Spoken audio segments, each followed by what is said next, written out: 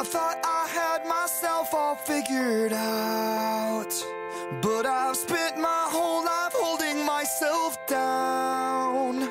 And it seems to be that sort of thing I keep doing constantly, addicted to the pain I cause myself. My head is floating somewhere in the clouds, while I'm paid to entertain a lively crowd. They sing my songs and feel my pain, 'cause pain is what creates my fame. A vicious cycle, someday I'll get out.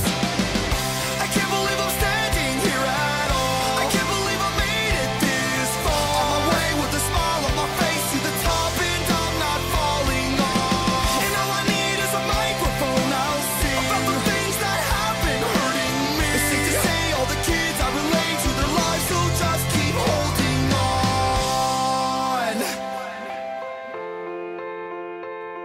It's hard enough, try walking in my shoes, to be picked on by my peers, too much abuse.